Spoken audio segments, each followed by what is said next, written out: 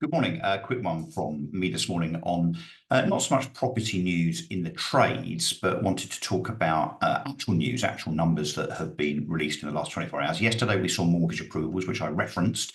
I said that they would break 50,000 mortgage approvals for December, and I was right. They hit 50,400 or thereabouts.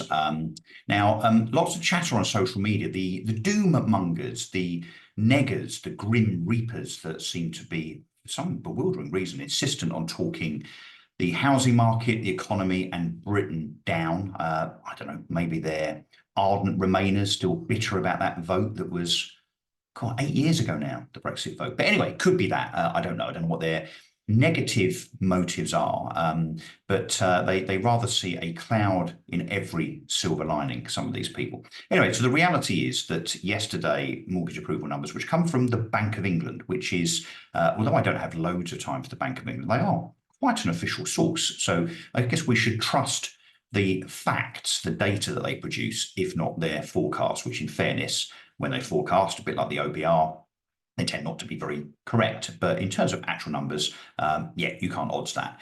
So over 50,000 mortgage approvals, obviously not as good as November because December is December. We're kind of distracted by things like, I don't know, Christmas. But the big news, let me just share my screen with you. The big news, I think, and this is just to be very straightforward about data. So you see here that the mortgage approval numbers, yeah, 50,460, just under the forecast.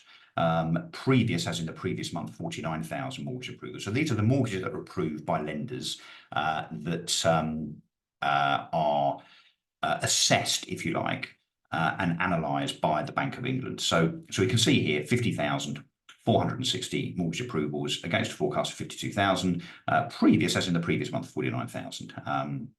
And so on. So anyway, there's a big argument on Twitter yesterday about seasonally adjusting the numbers and kind of cooking the books, really manipulating the figures depending on who you are and what your end narrative, your conclusion is. But look, these are the raw numbers published by the Bank of England, 50,460 mortgage approvals. Now, what's very interesting is that actually they were slightly higher than November.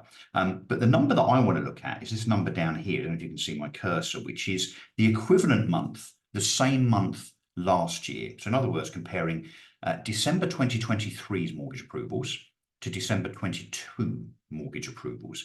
And you'll see that the jump is from 35,600, whether seasonally adjusted or not, to 50,400. That is a significant jump in mortgage approvals for an equivalent month. Of course, when you look at year-on-year numbers, for instance, 1 month obviously only has a very small effect on that running total. But I think it's fair to say that if December 23 versus December 22's mortgage approval numbers look significantly better, then I think we can assume that the market is getting better, which is certainly what I'm hearing in terms of rough sales, applicants registering, and so on.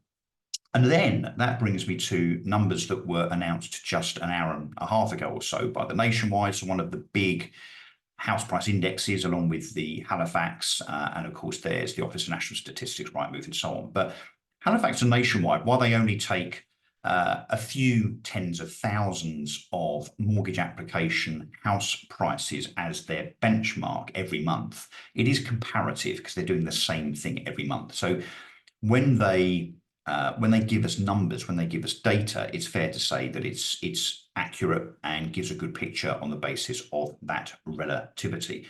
And what we see here is that the numbers for January that were just announced today, so this is by only the Nationwide, but Halifax tends to mirror the Nationwide when their numbers are out in the next days and weeks. House prices in January rose by 0.7%. So that's 1 month's movement of house prices up 0.7%.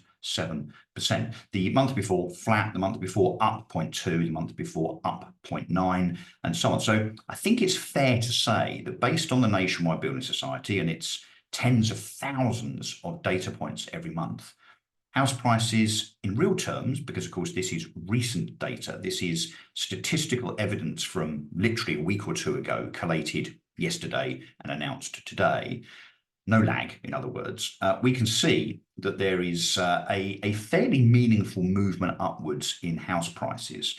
I think that's going to become even more prominent and accentuated because the demand that we're seeing now, both at the coalface with estate agents in terms of buyers, applicants registering, viewings, and sales being written. So those numbers are something between 15 and 20% more than this time last year. That will translate in the next 4, 5, 6 months' time into a very, very healthy and buoyant housing market in this country. Indeed. So not good news for the doomsayers, for the neggers, for the grim reapers that seem to populate LinkedIn, Twitter, and so on a minute-by-minute basis to try desperately to talk the property market and the economy of this country down. Data, stats, huh? They rather speak for themselves. Anyway, as I say, some people don't like facts getting in the way of a good story. I prefer facts and data.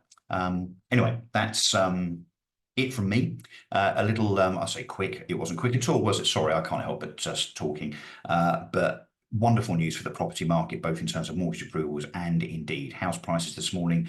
And look, who doesn't agree that it bodes fantastically well for house sellers and indeed for estate agents, mortgage brokers and lawyers across Britain, onwards and upwards. Thanks for watching. Until we do this again, this is becoming a habit, isn't it? If you like it, like it. Cheers, guys.